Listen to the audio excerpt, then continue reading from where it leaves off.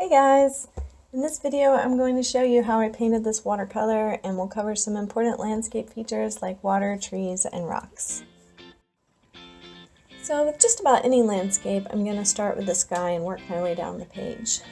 I've started painting on dry paper this time, and I'm covering almost the entire surface with a first wash all in one go, establishing my lightest values and making sure that I reserve any areas that I want to stay white. And I like for these washes to run into each other a little bit, creating soft edges where one meets another, so I just go from one area like the mountain straight into the trees and let them mingle where they touch.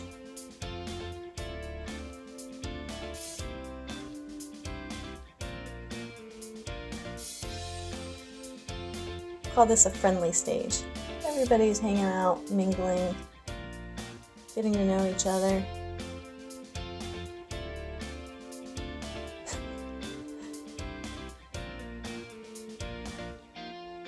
Adding in some rocks, and I started out a little dark, so I just dabbed it up. Now I'm done.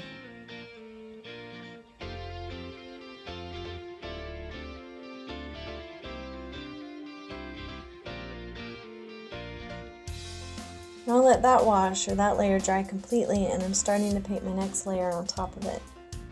The first layer created my lightest values, and now I'm putting in all the middle values, starting with the mountain and working my way down. I tend to go left to right as well. More distant trees are cooler than the foreground trees, like the ones back there in the middle, which means that they lean more toward blues, and that helps them recede and seem farther away. For all the greens in this entire painting, I'm using just 4 colors: quinacridone gold, phthalo blue, ultramarine blue, and transparent red oxide, and I vary the ratios to create all the different hues of greens that I want. I like to mix up several puddles in my palette before starting on trees. Here I have a couple of warmer green puddles and a puddle of ultramarine blue, and I'm switching back and forth between them and just painting around tree shapes. Warmer and lighter toward the tops of the trees, darker and cooler near the ground. And you might also notice me using another tool here and there besides my brush right there. It's a sharpened chopstick that I use to scratch the paper in areas that are still wet, and then that creates lines that look kind of like tree trunks or limbs. Scratching is a great trick, and you can do it with all sorts of tools like utility blades or put up credit cards or anything for various effects. But when you're scratching, try to do different areas that are more and less wet, and it'll cause different effects, so you can just kind of experiment with that. And once I was happy with the trees, started moving right into the reflections, moving back and forth with horizontal strokes. I'm leaving gaps between some of my brush strokes, but not all of them. Variation is key here. Painting water is really just painting reflections, whether there are objects that should reflect or if it's just the sky. And it's a good idea to go ahead and have all the colors you'll use to paint the water ready to go before you start painting the water. If you have to stop and mix colors in the middle of it, you'll be more limited on how you can blend them all together.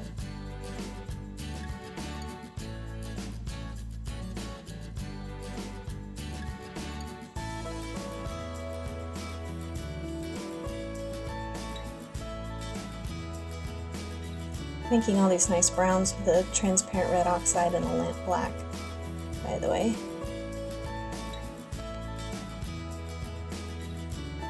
Now I let that second layer dry, and I'm going to start adding my dark values, starting with my trees. I'm using the same colors, but my puddles are a little thicker and therefore my values a little darker. I'm using the dark values to give my trees shapes. In the first 2 layers, I was kind of like setting the stage for the final layers, the darks. I'm thinking about the irregular rounded shapes here of trees and just painting around suggested treetops. And then using a clean wet brush to blend. Bringing the color down into the water a bit too. Adding lots of darks up around the shoreline, both in the reflection and in the tree area. Using horizontal brush strokes on the water. And remember never to paint your reflections solid. Move back and forth and skip over some areas.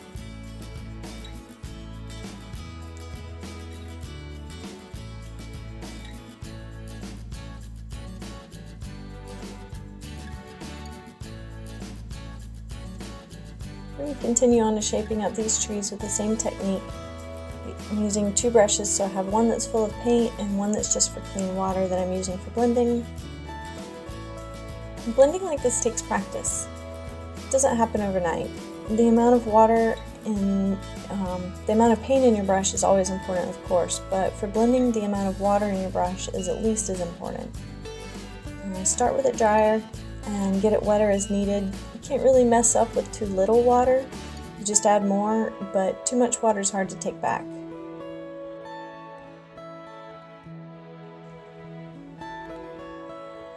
Something good to keep in mind when painting water is that the reflection of the thing is almost always darker than the thing. So don't make the reflections the same value or lighter than what they're reflecting unless you have a good reason. Sometimes maybe there's a good reason. Now you're about to see me do some dry lifting too. In an area that's dried, I'm going to use a clean, damp brush to moisten it and scrub it just a little, and then dab with a paper towel to lift out some of the pigment that I have re-wet. There, a little bit of wiping, there, a little bit of scrubbing.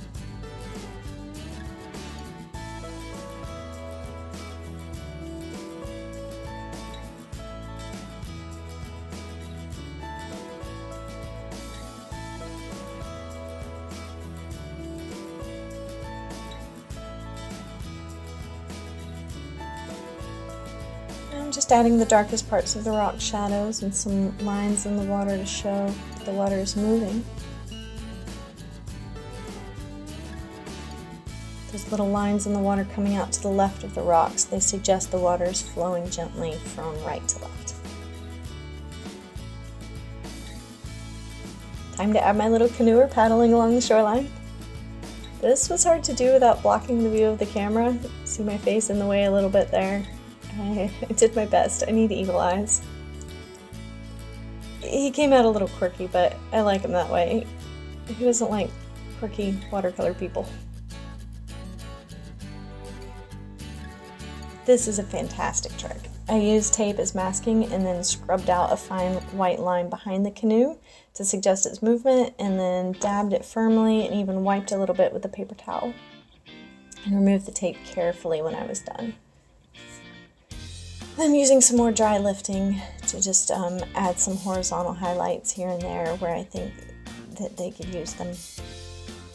No exact plan there.